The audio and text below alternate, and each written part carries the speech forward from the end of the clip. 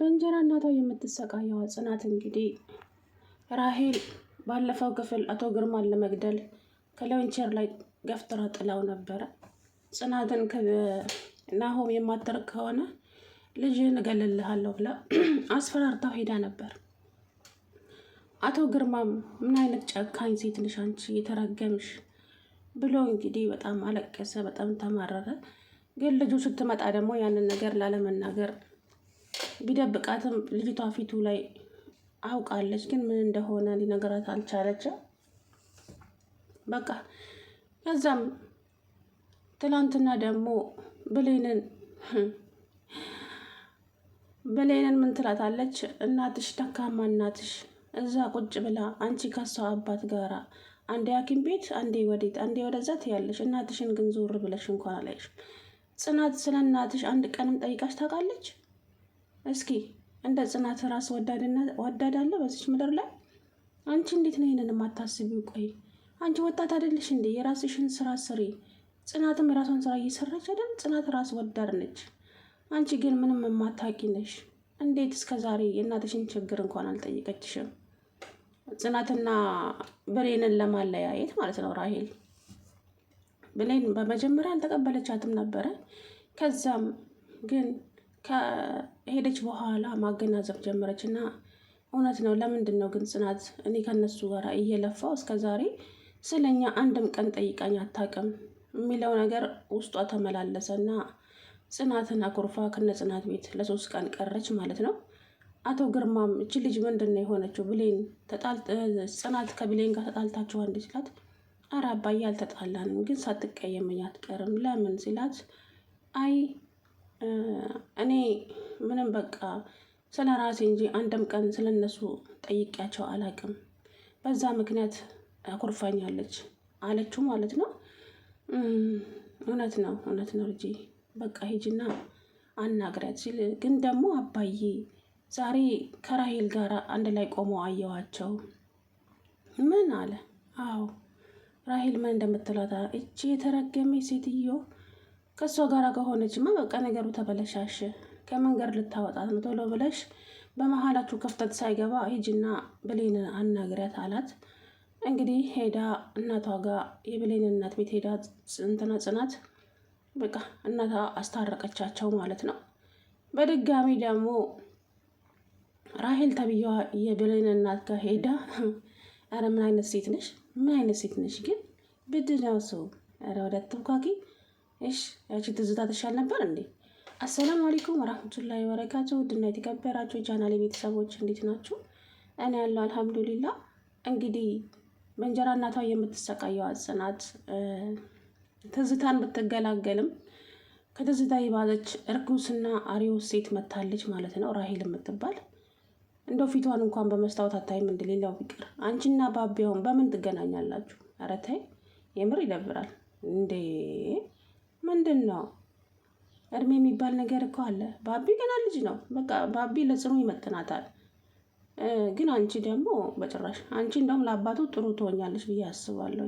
ባለሳሳት ይቅርታ ጭምር ማለት ነው። ወይዘሮ ራሄል አንቺ ለአቶ ተስፋዬ ትክክለኛ ሚስቱ ትሆኛለሽ፣ ለባቢ ሳይሆን ማለት ነው።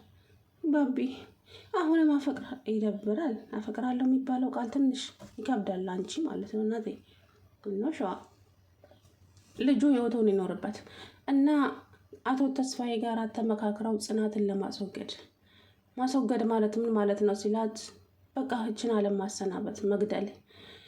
አይ እንደዛ እንኳን አላደርግም አላት ማለት ነው። ለምን? ቆይ አንተ ለምንድን ነው ጽናት ከዚህ ድርጅት እንድትባረር የማትፈልገው ስትለው፣ አይ ከድርጅቱ እንድትባረር አልፈልግም። ለምን ልትነግረኝ ትችላለህ?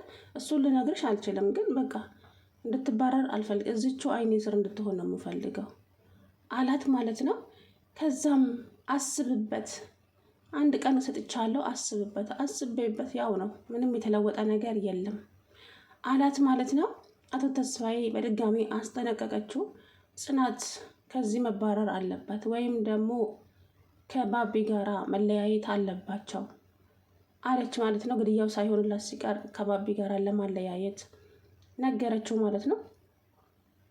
እንግዲህ ጽናትን ቢሮ ውስጥ ጠራትና ምን ነው አቶ ተስፋዬ ፈለግከኝ? አዎ ፈልጌሽ ነበረ። ምን ነው በሰላም አለች ጽናት።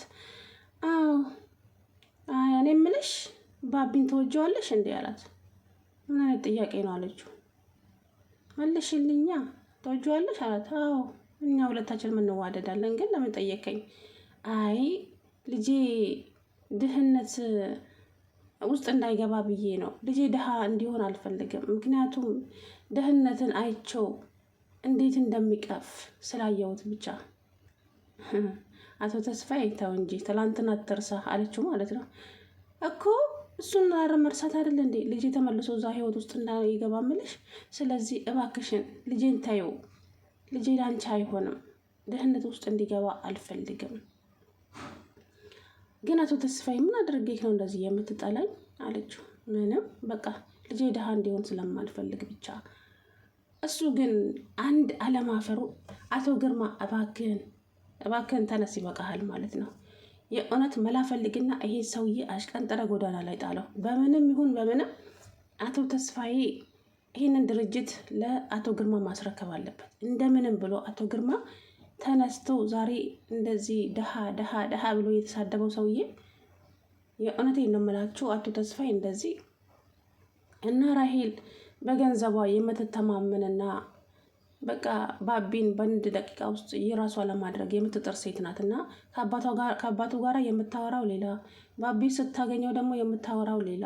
ስለዚህ አቶ ግርማ እባክህን ባቢ ልጄን አደራ። ራሄል አንተና ጽናትን ለመለያየት የማታደርገው ነገር የለም። ልጄ ግን እንድትጎዳብኝም ሆነ እንድታዝንብኝ አልፈልግም። እባክህን ልጄን ጠብቅልኝ አደራህን። ምንድን ነው ቆይ ጋሽ ግርማ ችግር አለ እንዴ ሲላት፣ ቆይ አንተችን ራሄልን ተወዳታለች? በጭራሽ አቶ ግርማ፣ የኔና የሷ ነገር እኮ ድሮ ነው። ያኔ ደሃ ብላኝ ሰድባኝ ጥላኝ ስትሄድ ነው ያበቃው። አሁን ግን የኔ ጽናትና ጽናት ብቻ ናቸው። ማንም የለም ህይወት ውስጥ ያለ ጽናት አለው ማለት ነው። ስለዚህ እባክህን አደራህን ልጄን ጠብቅልኝ አለው። እሺ ያለ። ከዛም ብሌን ለባቢ ነገረችው ማለት ነው። አንቺን ማገኘት ሻው እንደዚህ ብላኛለች እቺ እየተረገመች አለ ማለት ነው። ከዛ የብሌን እናት ቤት ሄዳ ብር ሰጠቻት፣ መደለያ ማለት ነው ለብሌን እናት። ከዛም ብሌን እና ራሄል በር ላይ ተገናኙ። ገፍትራት ገብታ ለእናቷ የሰጠችሽን ብር በያም ጭማዬ፣ እቺ ሴጣን ምንድን ነው የምትፈልገው ከኛ አለች። አይ አልሰጥሽም። ሴትዮዋ ደግሞ ልስጥ የሚለው ነገር ላይ ብሩን ወደኋላ ወደፊት እየመለሰች ብሌን በግድ ተቀብላት። ላንቺ እኮ ነው ስጋ ገዛልሻለሁ ብዬ ነበረ ልጄ፣ ይህ በሽሮ ሁሌ ሽሮ ተሰላቸሽብኝ፣ ስጋ እንድገዛልሽ ብዬ ነበር አለቻት ማለት ነው። እንደምንም ብላ ብሌን አልቅሳ ብሩን ተቀብላ ይዛ ሄዳ ኩሽና ውስጥ ቆማ አልቅሳ የእናቷ ንግግር እየመጣባት በቃ ራሷን ይዛ ጮኸች ማለት ነው። እንግዲህ ብሌን አቶ ግርማን ከሐኪም ቤት ወስዳው ሐኪም ቤቱን ጨርሶ ሲወጣ ለብሌን ሁሉንም ነገር ነገራት ማለት ነው። ባለፈ ጊዜ ራሄል እቤት መታ ነበረ። ምን ጋሽ ግርማ? አዎ እቤት መታ ነበረ ልጄ። እኔ ግን ለጽናት ማልነግራት እንዳትጎዳብኝ ብዬ ነው። እና መታ በጽኑ በልጄ አስፈራራችኝ። ጽናት ከባቢ የማትርቅ ከሆነ እገላታለሁ ብላ አለችኝ። እቺ እየተረገመች ለምን አልነገርከንም ጋሽ ግርማ በሰዓቱ? ስለ አይ ምንም በነገራቸው ምንም የምታደርጉት ነገር የለም። መታ ከዊንቼር ላይ ገፍትራ ጥላይ ነው ሄደችው አላት ማለት ነው ለብሌን።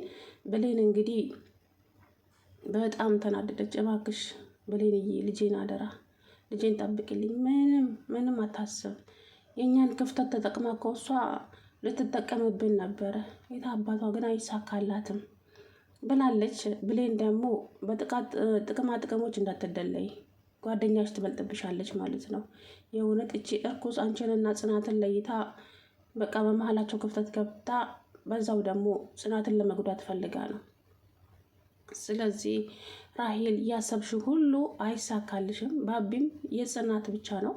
አንቺም ደግሞ ቢጤሽን ፈልጊ። ባቢ ላንቺ አይመጥንሽም፣ እውነቱን ስነግርሽ ማለት ነው። እንዴ አራ በዛሽው። ጉድ እኮ ነው ለኪሩቤል። ምን ነው አይበዛ? የእውነት ይደብራል። እድሜ የሚባል ነገር እኮ አለ እንዴ! አሁን አንቺና ባቢን ቤት ቤት ነው የምትገናኙት። እስኪ እንደው ማን ይሙት ደግሞ የምትለብሳቸው ልብሶች ከእሷ ጋር የማይሄዱ። እግርሽ የት ነው? ልብሱ የት ነው? አረ ይደብራል።